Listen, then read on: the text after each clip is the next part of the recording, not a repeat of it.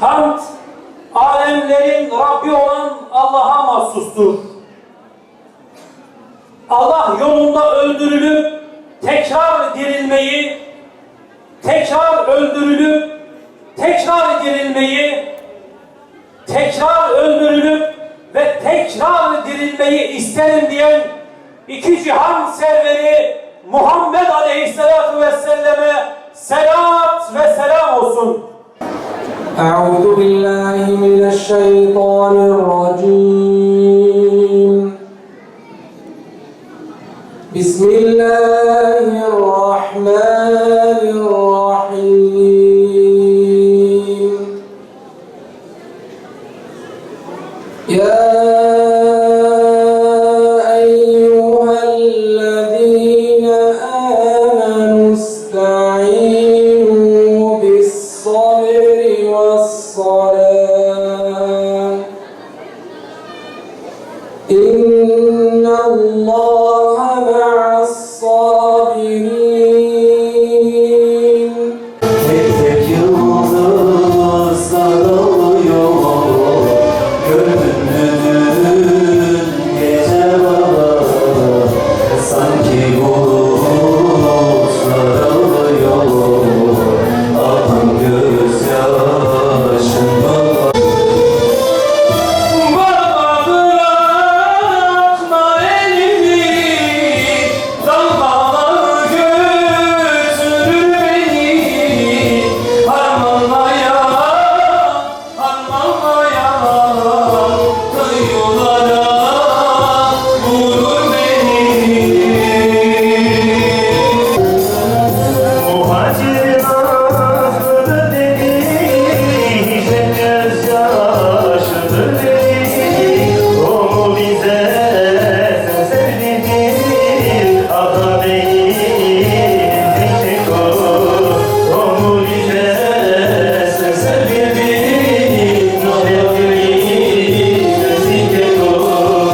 Hepimizin malumudur.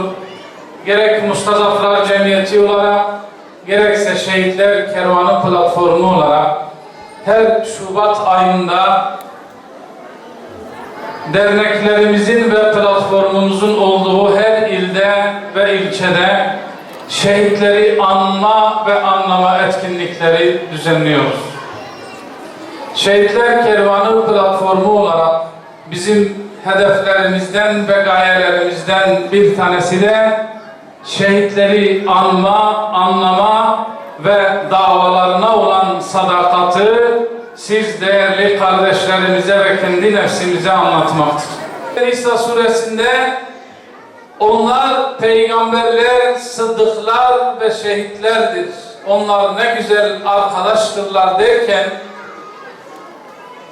İnsanın erişebileceği en yüksek mertebenin peygamberlik, sıddıkiye ve şehadet olduğunu ayet-i kerime bizlere bildiriyor.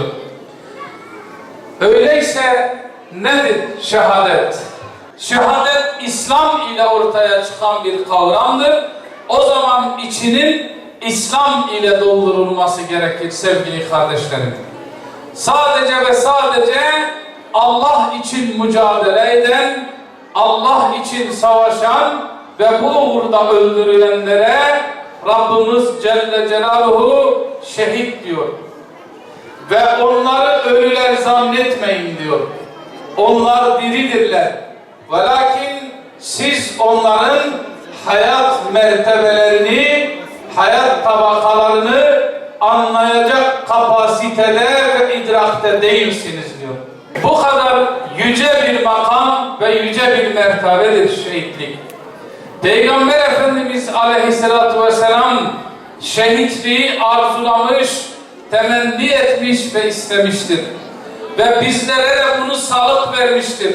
Bazı hadislerde kalbinde şehadeti geçirmeden ölenlerin nifak üzere öleceğini bildirmiştir. Nauzubillah. Allah Celle Celaluhu peygamberlerden bazılarına bu peygamberlikle birlikte şehadet mertebesini de nasip etmiş. Hazreti Yahya gibi, Hazreti Zekeriya aleyhisselam gibi. Nice Rabbani alimler tarih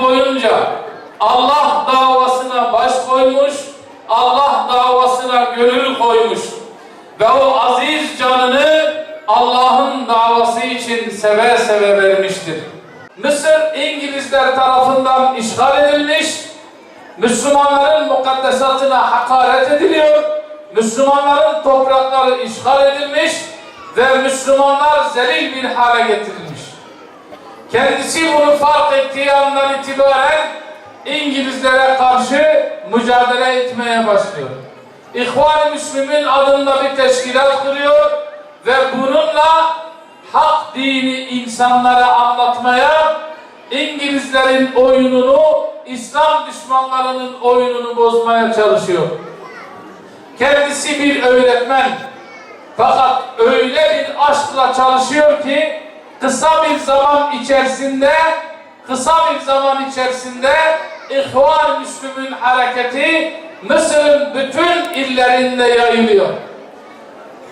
Üstad Hasan el-Benna'nın bu çalışması İngilizlerin ve Kral Faruk'un uykusunu kaçırıyor. Onlar ise çareyi Üstad Hasan el-Benna'yı şehit etmekte buluyorlar. Küfrün, şirkin Hazreti Adem aleyhisselamdan günümüze kadar tabiatı ve fıtratı budur. Önce alaya alırlar. Önce alay ederler. Efendimiz aleyhissalatu vesselam'la alay ettikleri gibi. Alay davadan caydırmazsa tehdit ederler. Tehdit de fayda etmezse muhacerata zorlarlar ve şehit etmekle onun davasını söndüreceğini, yok edeceğini zannederler. 1949'un bir Şubat ayında Üstad Hasan el-Benna'yı haince şehit ederler. Peki ne oldu? Üstad Hasan el-Benna'yı şehit ettikten sonra davası bitti mi?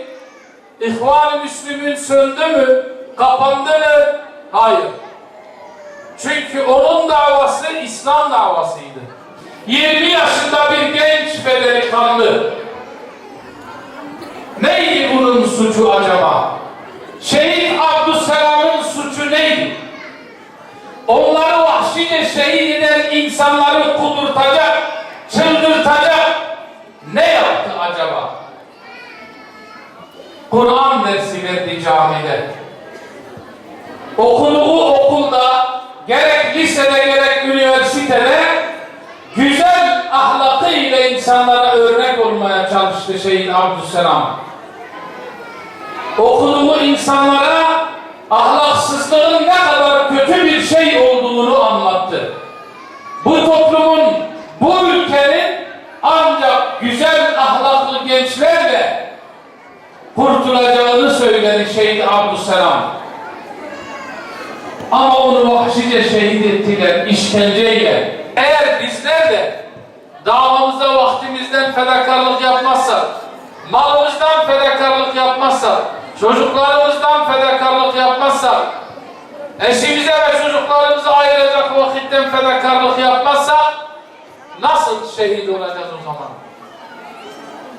Ne zaman bu özellikler bizde ayyuka çıkar, kemale erirse, işte o zaman şehadet yakındır sevgili kardeşlerim. Bizim kaybedecek hiçbir şeyimiz yok elhamdülillah. Çünkü bizim davamız İslam davasıdır. Bizim davamız Kur'an-ı yaşam davasıdır. Bizim davamız peygamberlerin davasıdır. Bizim davamız Kerbela davasıdır. Bizim kaybedecek hiçbir şeyimiz yok. Allah Celle Celaluhu bizlere merhamet eylesin. Şehadet ve şehitlik aşkını kalbimize yerleştirsin. Çocuklarını camiye göndermesinler. Ve çocukların elinden elif alın. Ne Fethi ne Cengiz. Onların yanına da göndermeyin. Anlaşıldı mı? Anlaşıldı başkanım. Çocuklarımızdan elinizi çekin. Çocuklarımızın beyinlerini yıkamayın. Eğer dediklerimizi yaparsanız Karlova'da yaşama hakkınız vardır. Yoksa ikiniz de öldürüleceksiniz. Bizlerin İslam'ı yaşama ve yaşatmaktan başka hiçbir gayesinin olmadığını. Bak, bu size son uyarımızdır. Ya bize katılırsınız, ya buralardan gidersiniz, ya da sizi öldürürüz. Anladınız mı? Buna da görüyorsun Nodigra. Bu zalimler ortalığı karıştırıyor. Bu aralar kendine dikkat et, haberin olsun. Vallahi abi, bizim canımız peygamberlerden, Hüseyin-i Veli'nin canından, Ubeydullah'ın canından daha değerli değil. Sen de biliyorsun ki yıllarca dualarımızda ya şehadet demedik abi. Eyvallah. Cengo! Tut seni! Tut seni! Kimsin? Hayırdır, ne oluyor? Cengo! Anlaşılan sen aklınlamayacaksın. Biz sana demedik mi? Ya buradan gidersin, ya bize katılırsın, ya da seni öldürürüz. Sen hangi çöplüğe gidiyorsun? Vallahi her zaman size şunu anlatmadım mı? Bizim İslam'ı yaşamaya ve yaşatmaktan başka hiçbir hayırlının olmadığını. Şimdi gidin buradan. Şu an burada biz varız. Biz nereden sen varız? Bunu kapanırsa. Vallahi biz ne Allah'ın davasından ne Kur'an'dan asla vazgeçmedik. Vazgeçmeyiz. Böyle sizin gibi alçaklara asla boyun eğmeyiz. Cengiz! Sana sonuna söylüyoruz! Al çoluk çocuğuna vururlar! Vallahi sizlerin kanını içkiyi kumarı sevdiğiniz kadar bir de ölüme ve şehadete aşın.